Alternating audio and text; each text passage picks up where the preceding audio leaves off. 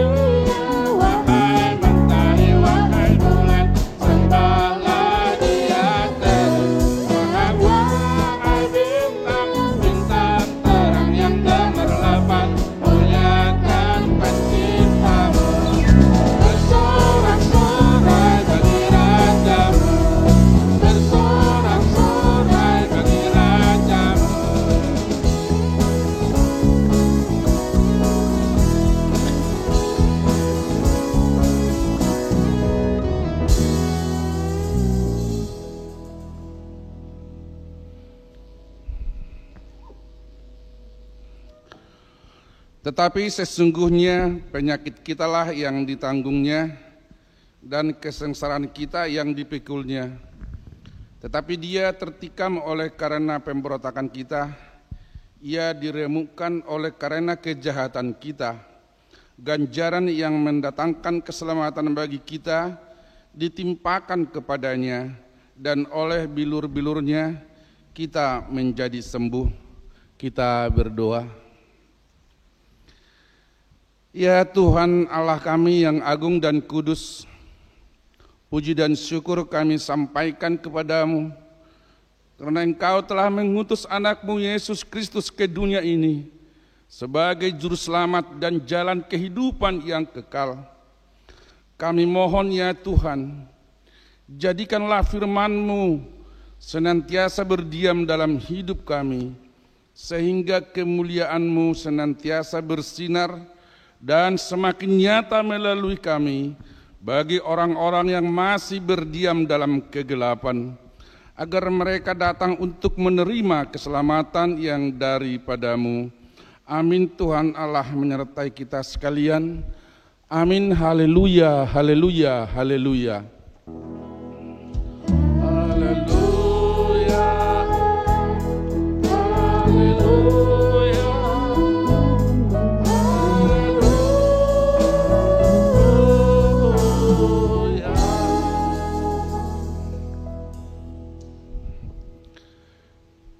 Firman Tuhan yang menjadi pengganti hukum Taurat diambil dari kitab Yakobus pasal 1 ayat 22. Tetapi hendaklah kamu menjadi pelaku firman dan bukan hanya pendengar saja, sebab jika tidak demikian kamu menipu diri sendiri. Demikian firman Tuhan. Marilah kita berdoa untuk memohon kekuatan. Ya Tuhan, berilah kami kekuatan untuk menuruti segala titah-Mu. Amin.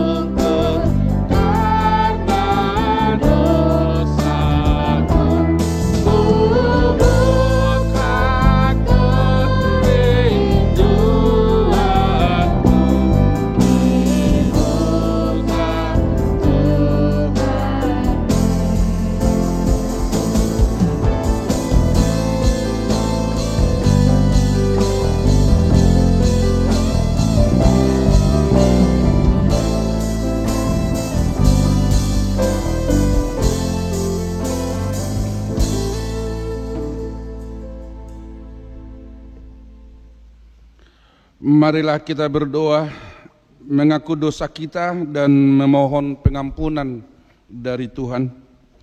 Kita berdoa. Bapa kami yang di sorga, Allah yang Maha Kudus dan Maha Kasih, kami datang kepadamu mengaku bahwa banyak dosa yang telah kami perbuat, yaitu niat jahat yang timbul di hati kami, perkataan yang sembarangan dan kotor, nafsu diri yang jahat, dan segala pelanggaran atas firman-Mu. Kami menyadari bahwa sudah sepantasnya kami menerima hukuman daripada-Mu, tetapi hanya karena kasih-Mu yang besar sehingga kami tidak binasa. Ya Tuhan, ampunilah kami, hapuskanlah segala dosa kami dengan darah anak-Mu Yesus Kristus. Penuhilah hidup kami dengan Roh-Mu yang kudus, agar kami dibimbing dan dimampukan untuk melakukan kehendak-Mu. Kami sampaikan doa ini di dalam nama anak-Mu, Yesus Kristus Tuhan dan Juru Selamat kami. Amin. Marilah kita mendengarkan janji Tuhan tentang pengampunan dosa. Demi aku yang hidup, demikianlah firman Tuhan Allah, aku tidak berkenan kepada kematian orang fasik, melainkan aku berkenan kepada pertobatan orang fasik itu dari kelakuannya, supaya ia hidup. Kemuliaan bagi Allah di tempat yang maha tinggi. Amin.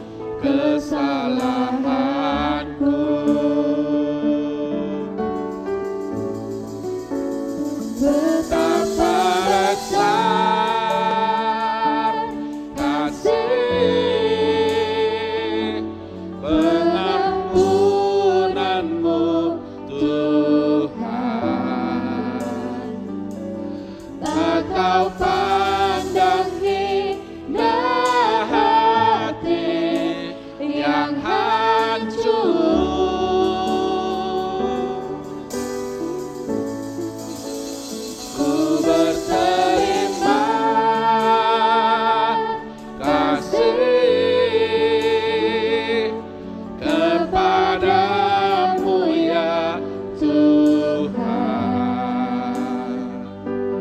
pengampun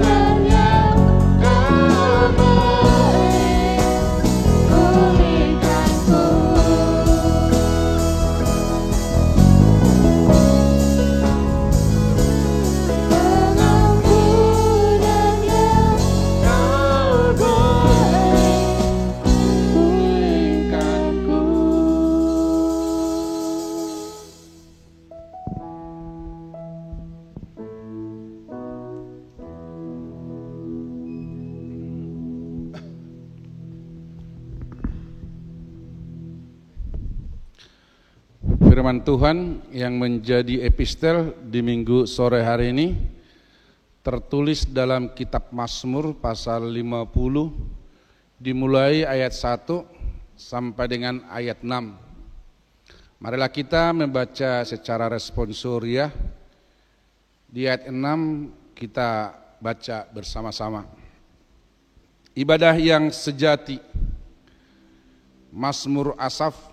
Yang Maha Kuasa Tuhan Allah berfirman dan memanggil bumi dari terbitnya matahari sampai kepada terbenamnya.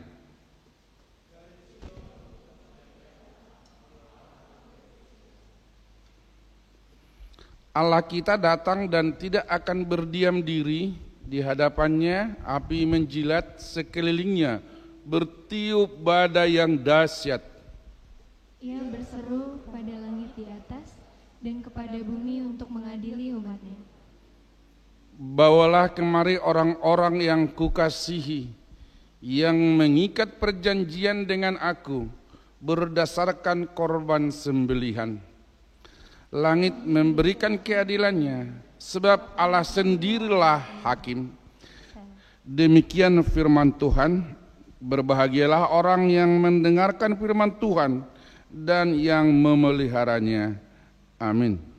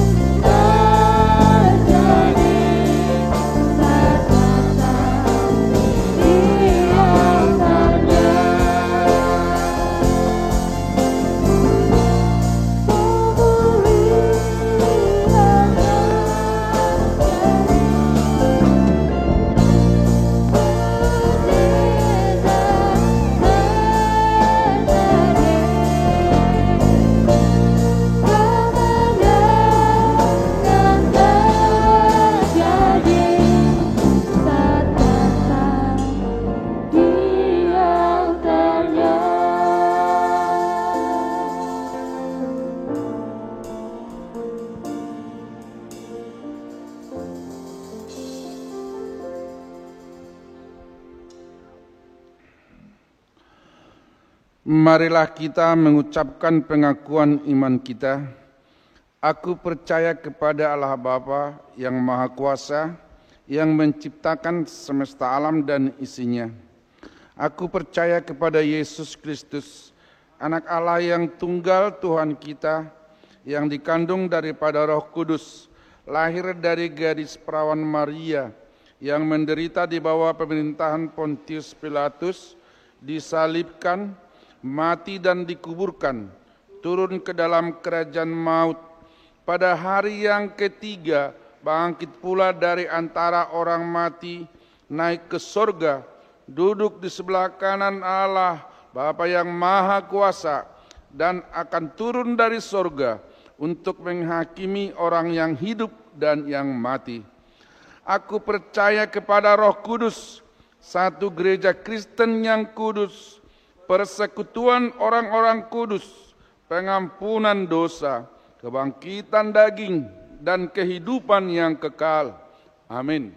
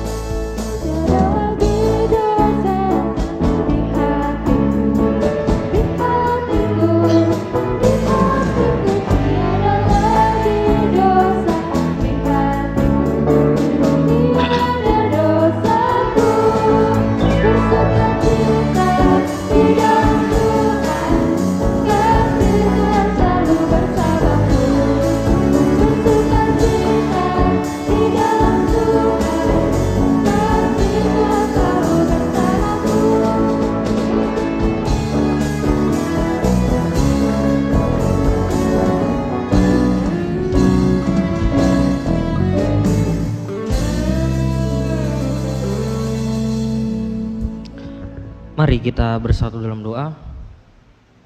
Yalah Bapa di sorga, hari ini kami datang kembali kepadamu untuk memuji dan memuliakan namamu serta mendengar sedikit dari firman-Mu. Ya Bapa, berkatilah kami, Berkatilah hamba-Mu ini yang ingin sedikit menyampaikan firman-Mu. Kiranya firman-Mu ini dapat menjadi pelita bagi kami. Di dalam nama Yesus anak-Mu kami berdoa dan mengucap syukur. Amin. Firman Tuhan kita pada hari ini tertulis dalam Markus 9 ayat 2 sampai 9. Sekali lagi saya ulangi, tertulis dalam Markus 9 ayat 2 sampai 9. Begini bunyi firman Tuhan. Lembaga Alkitab Indonesia memberi judul Yesus dimuliakan di atas gunung. 6 hari kemudian Yesus membawa Petrus, Yakobus dan Yohanes dan bersama-sama dengan mereka ia naik ke sebuah gunung yang tinggi.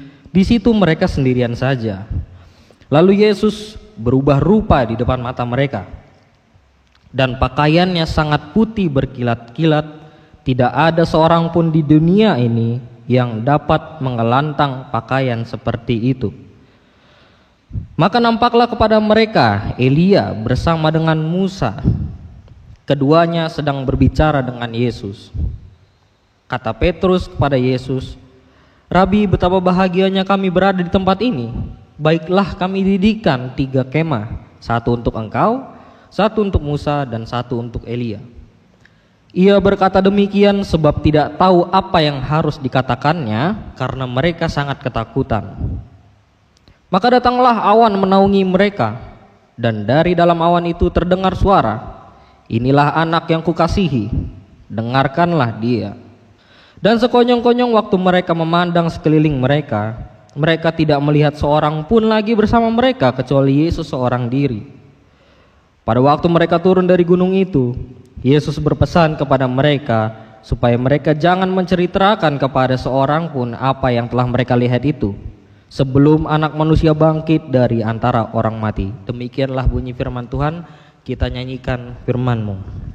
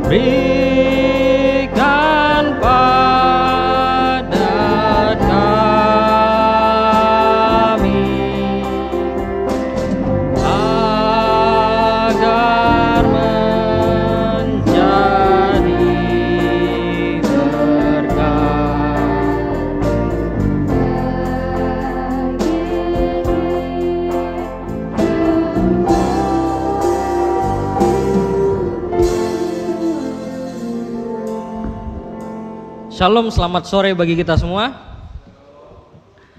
Sebagian besar aku lihat di sini PNB yang hadir, tapi ada juga anak Amanginang ya. Kita tidak perlu berkecil hati sebetulnya, karena aku pernah khotbah hanya 3 orang yang hadir di ibadah. Begitu teman-teman. Pertama aku ingin mengenalkan diri. Ada yang bilang tak kenal maka tak sayang, tapi lebih repot lagi kalau sudah sayang ditinggal. Namaku Kevin Johannes Lumban Tobing. Aku adalah mahasiswa semester akhir di STT Jakarta bersama dengan Alexandro. Kalau teman-teman pasti kenal ya. Dan aku saat ini bisa menjadi sintua karena aku meminta inang pendeta karena kekurangan tenaga pelayan teman-teman. Jadi jangan bingung kok sudah pakai jubah begitu ya. Mamaku Boru Sinaga sudah duluan dipanggil Tuhan pada tanggal 14 Februari 2022. Sangat begitu sayangnya Tuhan kepada dia sampai di hari kasih sayang dipanggil Tuhan. Dan teman-teman, hubungan saya dengan Amang Pendeta Rio Nababan adalah saya memanggil beliau Opung karena opung saya Boru Nababan dari mama. Itulah singkat perkenalan dari saya teman-teman. Nah, kita lihat khotbah kita pada hari ini, Amang Inang dan teman-teman sekalian, pada Markus 9 ayat 2 sampai 9 itu didahului oleh 3 peristiwa penting yang harus kita tahu terlebih dahulu. Yang pertama di Markus 8 ayat 27 sampai 30, ketika Yesus dan murid-muridnya ini sampai di Kaisarea, tepatnya di daerah Filipi, tiba-tiba Yesus ketika sedang berjalan bercerita sama muridnya. Ada yang bertanya, "Aku ini siapa?" Ada orang yang menjawab Elia. Ada juga yang bilang seorang dari antara nabi. Terus setelah itu Yesus bertanya sama murid-muridnya, "Kalau menurut kalian, aku ini siapa?" Simon Petrus dengan lantangnya menjawab, "Engkaulah Mesias, anak Allah yang hidup." Yang kedua, di pasal 8 ayat 31, Yesus kemudian mengungkapkan tentang penderitaannya, teman-teman. Dia nantinya akan ditangkap, disiksa, dan mungkin akan mati terbunuh. Tetapi Petrus protes sama Yesus. Ada yang ingat gak kira-kira di sini Amang Inang atau teman-teman? Kira-kira Petrus ini kenapa protes? Wajah berpikir semua kita ini. Petrus protes sama Yesus karena dia tidak menginginkan hal itu terjadi. Tapi Yesus bilang, "Enyahlah kau iblis." Sudah ingat teman-teman? Sudah. Bayangkan seorang Yesus ditegur sama muridnya. Kalau kita lah sebagai Petrus sama Inang dan teman-teman, berani nggak kita menegur Yesus? Nggak berani, berarti kita belum siap ketemu Yesus, ya kan? Belum. Ada yang udah siap ketemu Yesus di sini? Belum ada berarti, ya kan? Aman berarti kita. Hal yang ketiga yang perlu kita ketahui yaitu di pasal 8 ayat 34. Yesus mengatakan setiap orang yang mau mengikutnya harus terlebih dahulu menyangkal dirinya dan memikul salib, barulah mengikut aku. Artinya mengikut Yesus, teman-teman, itu tidak mudah. Tidak mulus seperti jalan tol. Jalan tol pun masih ada lubangnya. Dan kemudian masuk ke dalam perikop kita, menurut Markus, 6 hari kemudian setelah Yesus menubuatkan apa yang akan terjadi sama dirinya, dia akan ditangkap, dia akan dibunuh. Yesus membawa Petrus, Yakobus, dan Yohanes ke tempat atau ke sebuah gunung yang tinggi. Kenapa hanya mereka bertiga?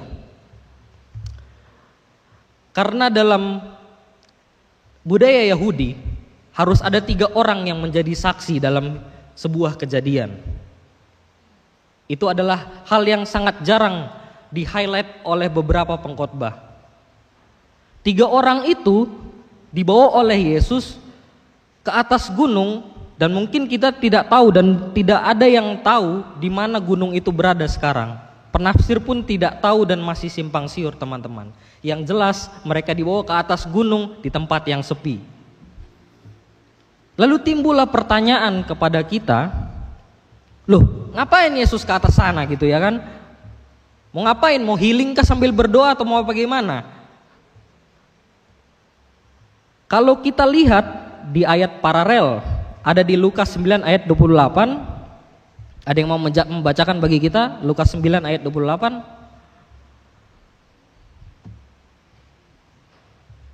Lukas 9 ayat 28.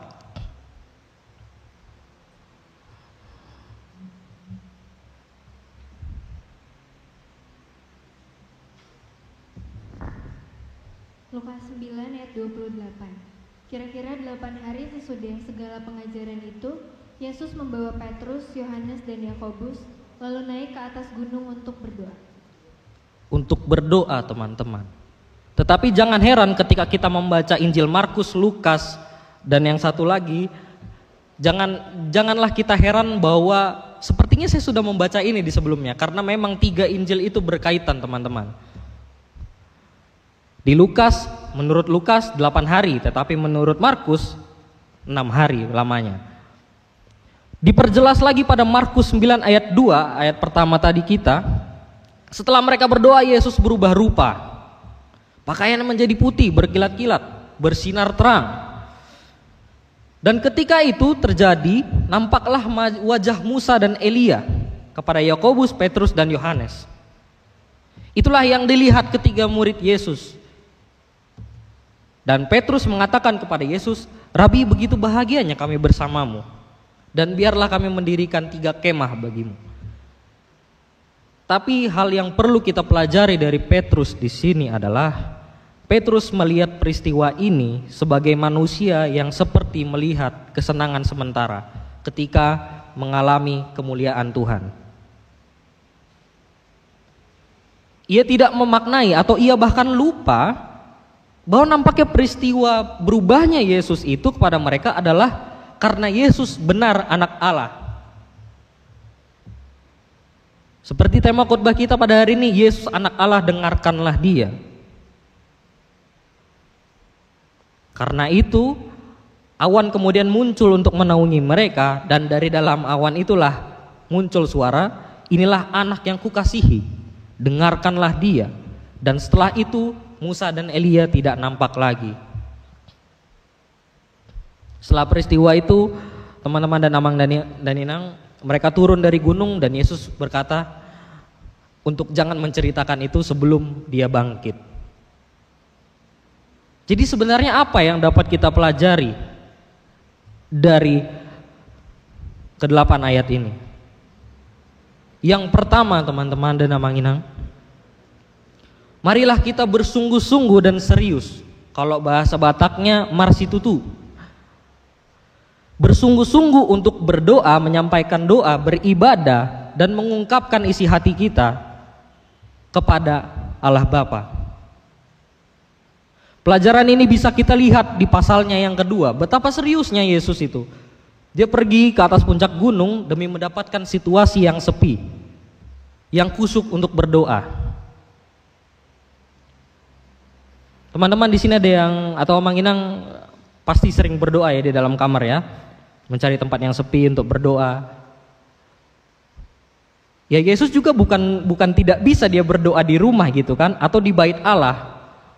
Tetapi ia mau naik ke puncak gunung yang kita tidak tahu ada hewan buas apa di sana. Mungkin dia juga bisa terperosok bersama murid-muridnya hanya untuk berdoa kepada Allah. Berdoa kepada Bapaknya untuk menyampaikan pergumulan hidup yang sedang dia alami saat ini ataupun yang dia alami akan datang. Sama seperti kita, terkadang kita juga berdoa seperti itu untuk menyampaikan keluh kesah hati kita. Sampaikanlah kepada Allah apa yang ada dalam isi hati kita. Pengalaman ini bisa memotivasi kita untuk bersungguh-sungguh berdoa dan bertemu dengan Allah secara pribadi. Lalu kalau Yesus ke gunung, kita juga ke gunung dong, Amang. Ya kalau gitu cara pikirnya sekalian aja kita ke puncak Lembang sana berdoa, biar kena angin sepoi-sepoi. Enggak, Yesus tidak minta kita untuk seperti itu. Enggak harus kita naik ke atas gunung dulu baru kita berdoa. Maksudnya ini adalah gambaran bahwa pentingnya doa ketika kita mau bertemu dengan Tuhan, pasti ada gangguan, maksudnya yang mengganggu kita. Entah yang ada yang lewat di dalam pikiran kita atau mungkin kegelisahan hati kita yang membuat kita tidak berkonsentrasi dalam doa. Khotbah ini menyadarkan kita bahwa pertemuan dengan Tuhan tidak cukup hanya dalam gereja saja, teman-teman dan Amang Dainang. Meskipun di dalam gereja, dalam pertangyangan, di dalam pendalaman Alkitab itu adalah sebuah persekutuan yang baik, sarana yang baik untuk bersekutu, tetapi yang terpenting adalah bagaimana diri kita bisa tetap beribadah dan berdoa ketika terjadi pergumulan yang sangat sulit dalam hidup kita. Seringkali juga kalau kita lihat dan perhatikan teman-teman dan Amang Inang, sebenarnya yang bikin membuat pergumulan dari dalam hati kita adalah orang-orang di dalam gereja. Ada yang pernah merasakannya? Ada 1-2 yang mengangguk. Itulah tantangan kita untuk bagaimana cara kita mengalahkan rasa gelisah dalam hati kita untuk bertemu dengan Tuhan. Kita harus bisa mengalahkan perasaan benci atau pergumulan yang ada dalam hati kita. Jangan sampai kerinduan kita untuk bertemu dengan Tuhan, datang ke gereja, itu dikalahkan dengan rasa benci kita terhadap seorang yang ada di gereja. Nggak hanya di gereja, dimanapun juga ya teman-teman dan Manginang. Jika kita rindu kepada Tuhan, datanglah. Nggak usah kita pedulikan apa yang jadi batu sandungan. Entah ada orang yang kita nggak suka, nggak usah kita pedulikan itu. Datanglah gereja, berdoalah. Karena yang terpenting adalah ibadah dan pertemuan kita kepada Tuhan. Itu yang mau diajarkan di ayat kedua. Jadi minggu lalu, Manginang dan teman-teman, ada seorang pendeta. Dia melayani di salah satu gereja di Jakarta Timur. Pada saat itu dia buru-buru, dia boncengan naik motor, dan kemudian ketika di lampu merah dia ditabrak dari belakang. Dan ketika dia ditabrak, dia sudah tergeletak di jalanan, dan dia sempat muntah dan pusing kepalanya, jadi untuk berjalan saja susah. Tetapi ketika ditanya, dia berusaha untuk sampai di gereja untuk berkhotbah. Kemudian ditanya oleh salah satu penatua, sintua, bagaimana Inang masih bisa berkhotbah kah? Puji Tuhan, pasti bisa. Sebegitu rindunya dirinya untuk melayani Tuhan, untuk memberikan kata firman kepada jemaat di dalam gereja itu. Dia menghiraukan kondisinya. Kita tidak perlu harus jatuh dari motor dulu, maksudnya enggak gitu. Jadi terkadang pun karena gerimis sedikit kita jadi malas gereja, memang susah. Tetapi memang kulihat si jemaat di sini semangatnya, walaupun tadi gerimis-gerimis datang juga rupanya. Seperti itulah kerinduan kita sebenarnya untuk bertemu sama Tuhan. Kita terkadang bisa kita menghiraukan apa yang menjadi halangan kita. Tetapi kadang kita lupa kalau udah sakit hati, kita tidak mau menghiraukan dan jadi malas untuk beribadah, apalagi berdoa. Meskipun rintangan menghadang, tetaplah maju, teman-teman dan Manginang. Dan datanglah kepadanya senantiasa. Dan kemudian hal yang kedua, pada ayat 2b dan 3a, dituliskan bahwa Yesus berubah wujud dan muncul Musa dan Elia yang berbicara kepada Yesus. Tapi apa tubuh Yesus di sini maksudnya berubah secara harfiah atau berubah wujud bagaimana? Sebenarnya Yesus itu berubah wujud dengan maksud diliputi oleh sinar kemuliaan, dan kemudian ketiga murid Yesus itu melihat Musa dan Elia di sana. Jadi tubuh Yesus itu tetapi sinar kemuliaan yang menyinari Yesus. Itulah yang membawa Yesus seakan-akan berubah dilihat oleh tiga muridnya. Dan yang dapat kita pelajari dalam perumpamaan di ayat ini adalah jika kita dekat kepada Tuhan, teman-teman dan Manginang, kita akan diberkati. Kita akan diberikan sinar terang untuk menjalani kehidupan kita.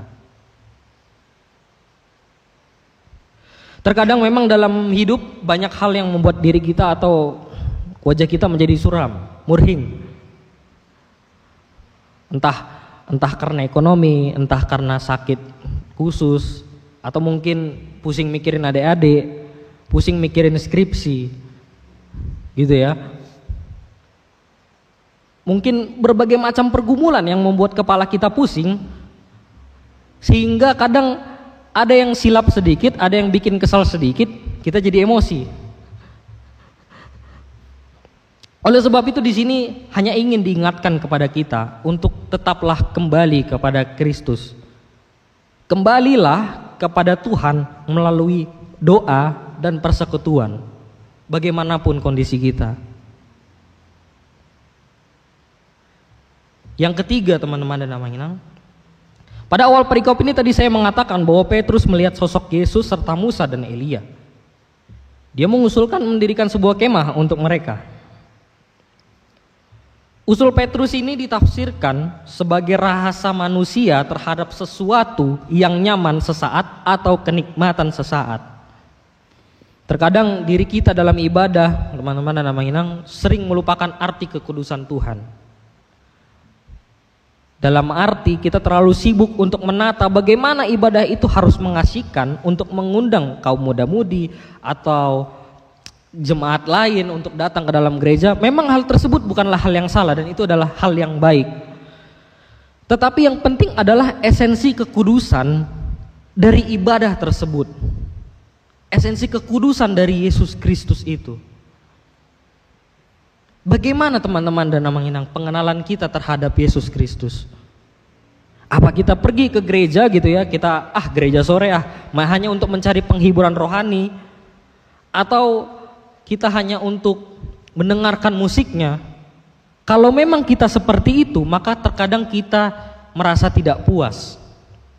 Saya sering kali mendengar teman-teman saya berkata, tadi gerejanya kurang enak ya.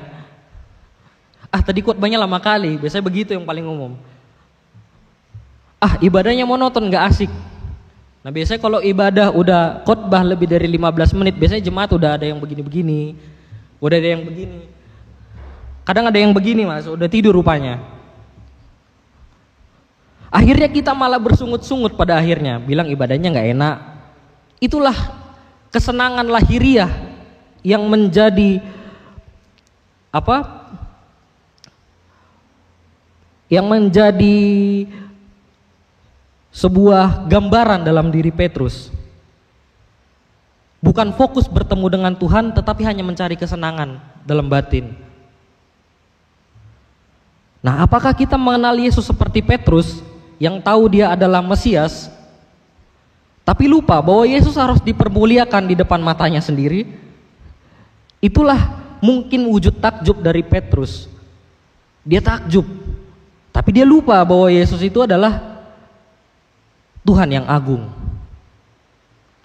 Kita mungkin senang dalam ibadah, tetapi kalau ditanya firmannya apa ketika sampai rumah, lupa.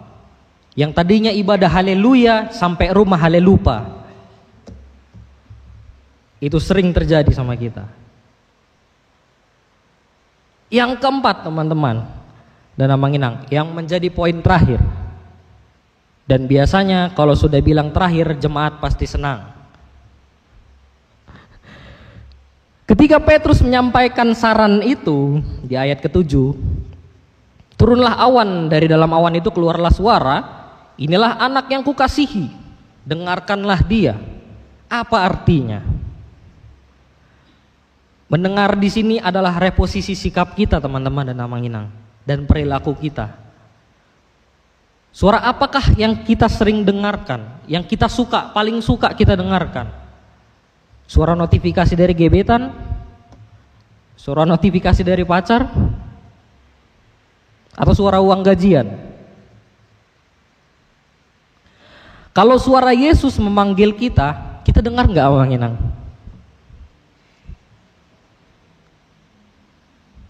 Kalau kita sudah dengar, berarti sudah siap dipanggil Yesus ya. Masih banyak yang belum siap berarti. Atau kita suka mendengar suara Tuhan melalui khotbah dan doa, atau kita suka mendengar suara Tuhan melalui membaca Alkitab, atau yang saat ini sedang dilakukan oleh gereja kita adalah ibadah. Kita bisa mendengar suara Tuhan melalui itu.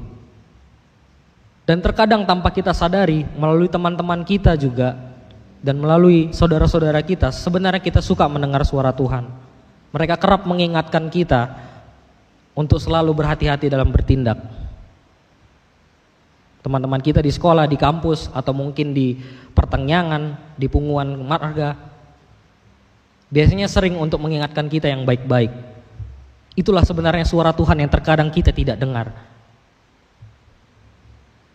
Inilah maksud dari dengarkanlah dia dalam tema kita pada saat ini. Suara itu adalah bukti bahwa kemuliaan Yesus sebagai anak Allah, yang sesuai dengan tema kita, Yesus anak Allah, dengarkanlah dia. Maka marilah kita Manginang teman-teman PNB di sini untuk bersungguh-sungguh berdoa. Jangan kita hanya mencari ibadah atau bersekutu untuk mencari kenyamanan atau kesenangan beribadah. Jangan hanya kita datang beribadah untuk mencari kenyamanan bahwa ibadah di sini enak, di sana khotbahnya sebentar. Jangan seperti itu. Kita jangan kerap mencari kesenangan lahiriah. Ingatlah teman-teman dan Manginang, kembali fokus berjumpa dengan Tuhan. ibadah yang nyaman dan musik yang indah adalah nilai tambah dari sebuah gereja, tetapi esensi dari sebuah gereja adalah kita dapat mengingat Yesus Kristus yang agung. Maka jemaat sekalian, jika suatu kala kita mendengar suaranya dalam hati kita, janganlah keraskan hatimu. Amin. Kita nyanyikan firman-Mu.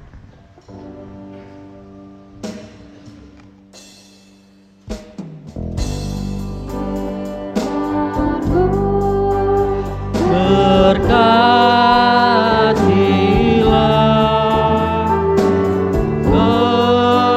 kekal dalam hatiku, tegakkanlah imanku,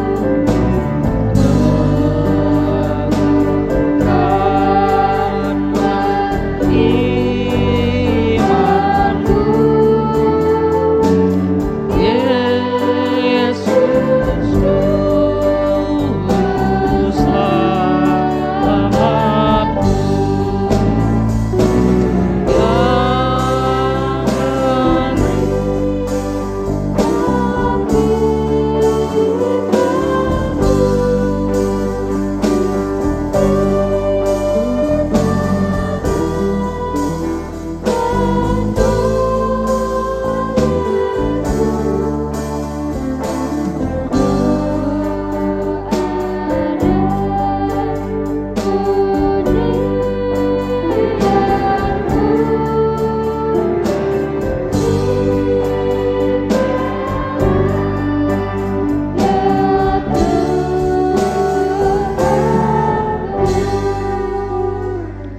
kembali berdoa.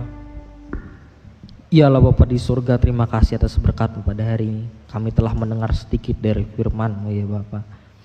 Terima kasih Engkau telah mengizinkan hamba-Mu ini menyampaikan sedikit dari firman-Mu. Kiranya firman-Mu ini dapat menjadi pelita bagi kaki mereka dan pelita bagi kaki kami ya Bapa. Ya Bapa, biarlah kami senantiasa mengingat akan kekudusan dan kebesaran Yesus Kristus dan mendengar setiap perkataan-Mu ya Bapa dalam hidup kami.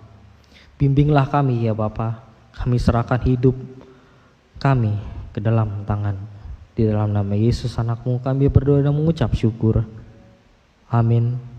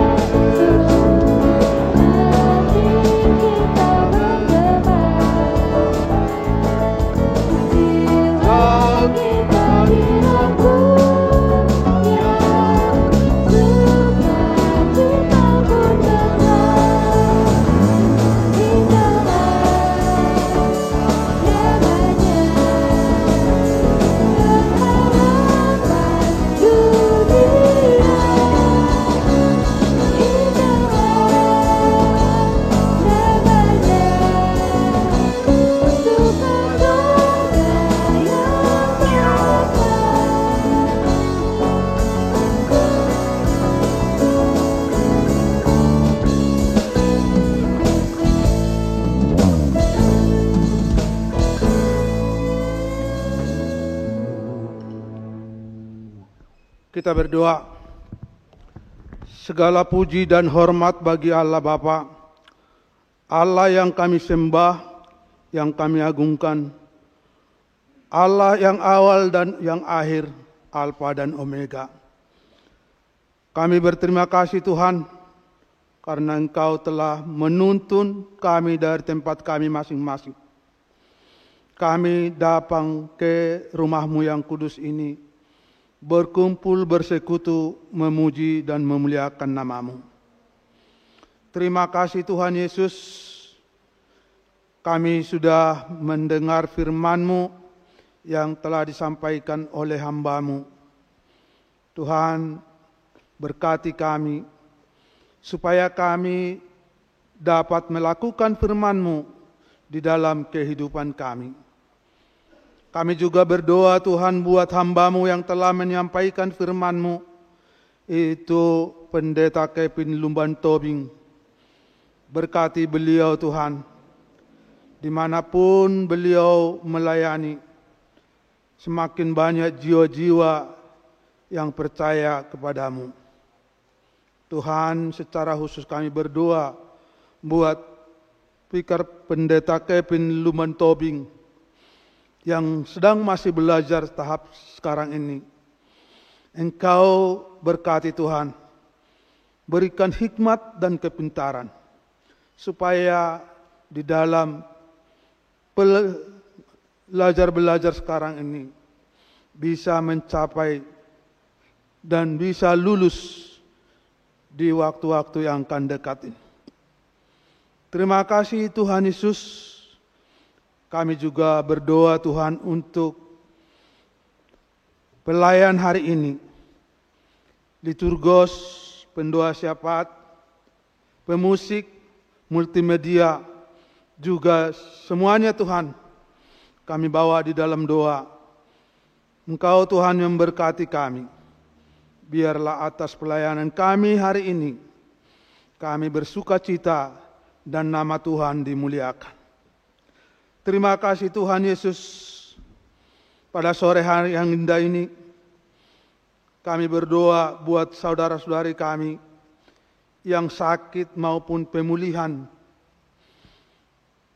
yaitu Bapak Ena Baban Bor Tampu Bolon, opname di Rumah Sakit Santosa, Situa Emeritus M. Hutagalung SH dalam pemulihan, Nyonya J. Sihombing Borusianturi dalam pemulihan, Nyonya Silitonga Boru Marpaung dalam pemulihan, J. Sinaga Boru Tasoit dalam pemulihan. Tuhan, saat ini kami bawa dalam doa, kiranya Tuhan menumpangkan tangan-Mu yang penuh kuasa, memberkati mereka Tuhan, memberkati segala obat makanan dan minuman, memberkati tangan-tangan para medis dokter. Kiranya Engkau Tuhan menyembuhkan penyakit dari tubuh saudara-saudara kami ini. Terima kasih Tuhan Yesus. Kami berdoa Tuhan buat kegiatan-kegiatan di gereja-Mu ini selama seminggu ini. Sermon Parhalado, pembinaan calon situa, sermon guru sekolah minggu, pelayanan, penelahan Alkitab, paduan suara Naomi, paduan suara Sion, Glory, lansia, PPR, PA, remaja, PNB, juga belajar CD. Semuanya kami bawa dalam doa kami Tuhan. Kiranya Tuhan memberkati kami, memberkati para pelayan-Mu Tuhan, supaya dalam acara demi acara di dalam pelayanan kami bisa berjalan dengan baik. Terima kasih Tuhan Yesus. Kami juga berdoa Tuhan buat jemaat-Mu yang baru mendaftar hari ini, keluarga Adi Radot Nababan SH dengan Borus Tompul, juga keluarga Andar Donald Luban Gaul, Inang Boru Senaga.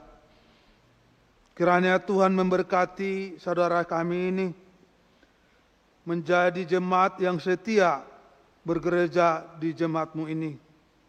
Berkati mereka Tuhan, berkati usaha dan pekerjaan mereka, berikan kesehatan pada mereka Tuhan, supaya mereka dapat memuji dan memuliakan nama-Mu. Terima kasih Tuhan Yesus. Kami juga berdoa Tuhan, buat yang berduka cita, di mana hari yang lalu ada jemaat-Mu yang telah Engkau panggil ke sisi-Mu, yaitu Bapak Sihotang, Opu Gerdi. Tuhan, kami bawa semua keluarga supaya Engkau Tuhan menguatkan dan menghibur mereka. Engkau Tuhan hadir di tengah-tengah mereka supaya mereka tidak larut dalam duka. Kami juga berdoa Tuhan untuk acara penghiburan yang telah dilaksanakan tadi siang, juga hari Minggu 18 Februari. Engkau Tuhan yang campur tangan di dalam acara ini. Engkau itu juga Tuhan yang menguatkan keluarga, yang memberikan penghiburan kepada semua keluarga, supaya mereka bisa bersuka cita dan memuliakan nama-Mu.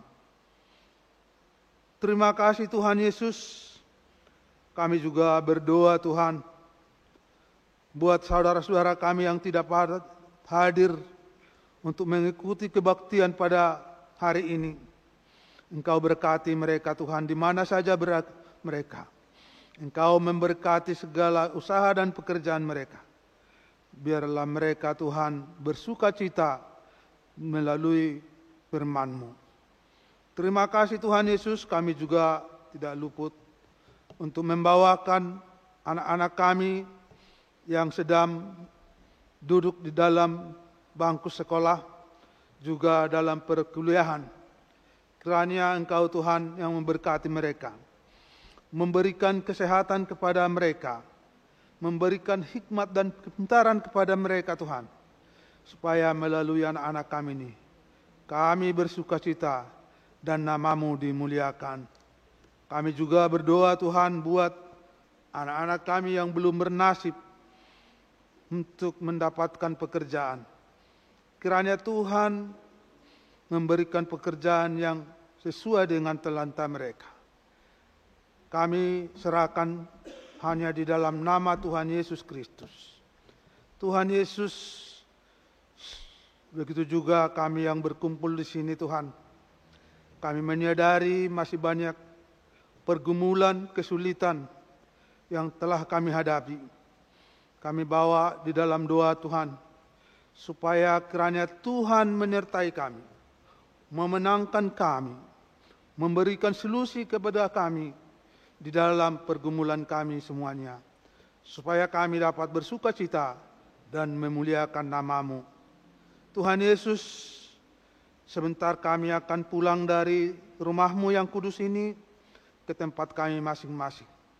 Sertai kami di perjalanan Tuhan, jauhkan dari segala mara bahaya. Juga rumah kudus yang kami tinggalkan di sini Tuhan, penjaga gereja-Mu ini, Engkau Tuhan menjaga, sertai mereka Tuhan. Biarlah mereka bersuka cita Tuhan, supaya rumah-Mu ini dapat kami pergunakan di hari-hari yang akan datang. Terima kasih Tuhan, kami manusia yang penuh dengan dosa. Ampuni segala dosa perbuatan kami Tuhan, agar kami layak di hadapan-Mu. Terimalah doa permohonan kami Tuhan, yang kami naikkan hanya di dalam nama Tuhan Yesus Kristus yang hidup. Kami sudah berdoa dan mengucap syukur. Amin.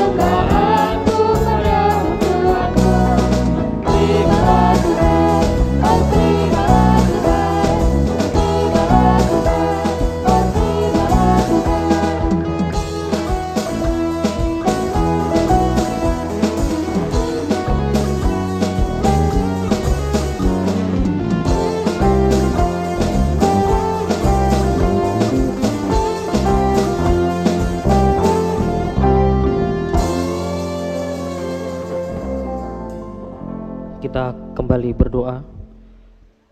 Bapa kami yang di sorga, Engkaulah sumber segala berkat dalam hidup kami. Terima kasih atas segala berkat dan karunia yang Tuhan berikan kepada kami. Kami yang mempersembahkan hidup kami dan berkat kami yang kami terima kepadamu. Terimalah ini menjadi persembahan yang harum di hadapan-Mu. Berkatilah persembahan ini dan ajarlah kami mempergunakannya, menyatakan kerajaan-Mu di tengah-tengah gereja-Mu dan untuk dunia ini. Bukalah hati dan pikiran kami agar senantiasa bersuka cita untuk memberikan persembahan kudus demi kemuliaan nama-Mu. Marilah kita bersama-sama mengucapkan doa Bapa kami. Bapa kami yang di sorga, dikuduskanlah nama-Mu, datanglah kerajaan-Mu, jadilah kehendak-Mu di bumi seperti di sorga. Berilah kami pada hari ini makanan kami yang secukupnya, dan ampunilah kami akan kesalahan kami, seperti kami mengampuni orang yang bersalah kepada kami. Dan janganlah membawa kami dalam pencobaan, tetapi lepaskanlah kami daripada yang jahat, karena Engkau yang punya kerajaan dan kuasa dan kemuliaan sampai selama-lamanya. Amin. Tuhan memberkati kita dan melindungi kita. Tuhan menyinari kita dengan wajah-Nya dan memberi kita kasih karunia. Tuhan menghadapkan wajah-Nya kepada kita dan memberi kita damai sejahtera. Amin.